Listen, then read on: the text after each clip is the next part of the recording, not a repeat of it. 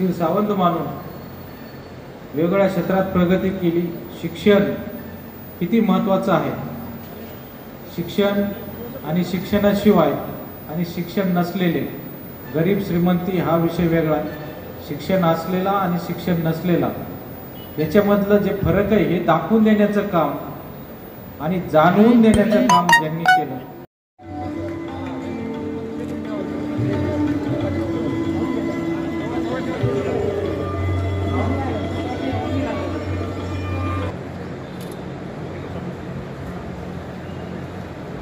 या ठिकाणी आहे। यानंतर आजच्या या व्याख्यानमालेचे प्रास्ताविक करण्यासाठी मी माननीय श्री कैलास जाधव यांना निमंत्रित करतो। कृपया त्यांनी प्रास्ताविक करावे।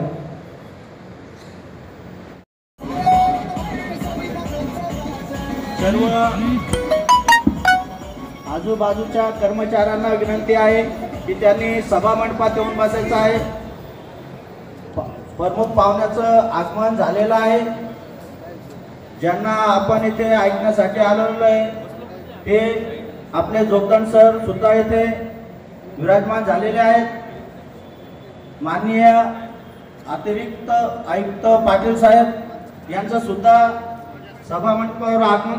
डॉक्टर पारस मंटलेचा सर यांनी सुद्धा स्टेजवर यांची कृपा करावी।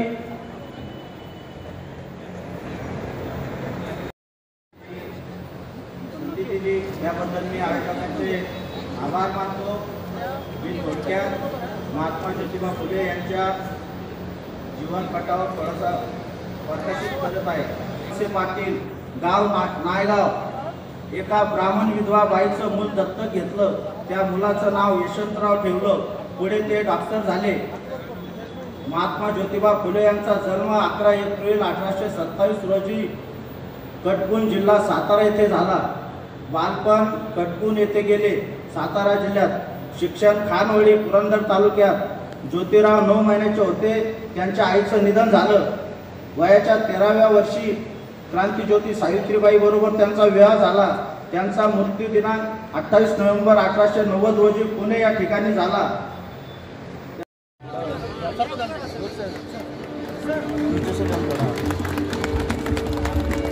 या ठिकाणी दीप प्रज्वलन माननीय रणजित पाटील सर केलेला आहे। यानंतर आजचे व्याख्याते माननीय श्री जोगदंड सर दीप प्रज्वलन करत आहेत।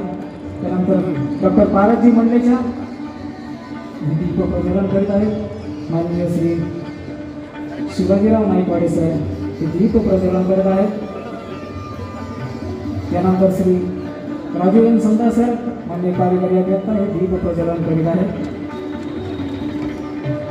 मान्यवरांचे धन्यवाद।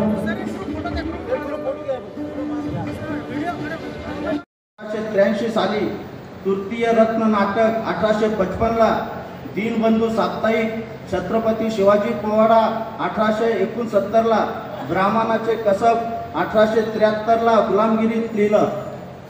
63 वर्षाच्या कार्यकाळात दिनांक 24 सप्टेंबर 1873 सत्यशोधक समाज स्थापना केली। 1848 ला भिडेवाडा मुलीची पहिली शाळा काढली। शिवाजी महाराजांचा रायगडावरील समाधी महात्माने शोधून काढला आणि 10 दिवसाचा शिवजयंती उत्सव त्यांनी सुरू केला।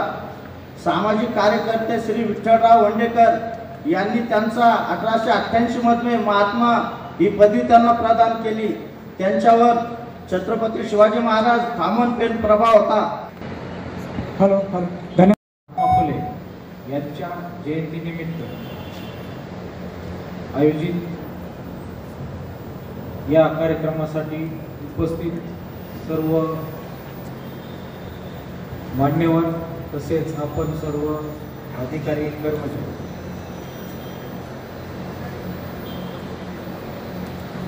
आपल्याला सर्वांना माहिती आहे बाबासाहेब म्हटलं की आपल्या पुढं राज्यघटना तर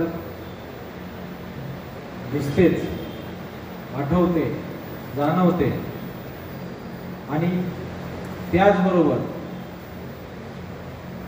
सर्वसामान्य माणसाला स्वतःचं अस्तित्व निर्माण करण्यासाठी आणि ते अस्तित्व दाखवून देण्यासाठी जी शिकवण दिली आणि या शिकवणीचा आधार घेऊन फायदा घेऊन शिष्य जयंतीच्या व्याख्यानमालेचा कार्यक्रमानिमित्त दीप प्रज्वलनाचा कार्यक्रम या ठिकाणी संपन्न झालेला आहे. मान्यवरांचे धन्यवाद. अभय प्रामाणिक यांनी करावं अशी मी त्यांना विनंती करतो. सहाय्यक आयुक्त माननीय श्री अभय प्रामाणिक या ठिकाणी पुष्पगुच्छ आणि भारताच्या सन्मानाने सत्कार करण्यात येत आहे.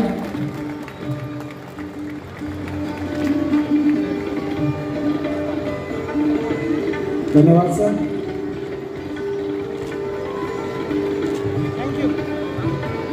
आणि पुष्पगुच्छ आहे.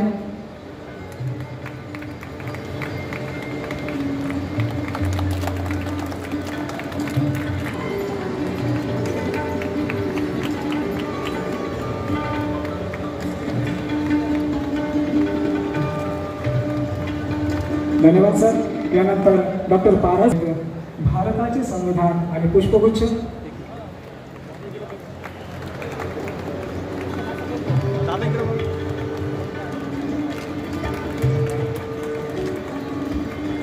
धन्यवाद सर. यानंतर श्री शिवाजी नाईक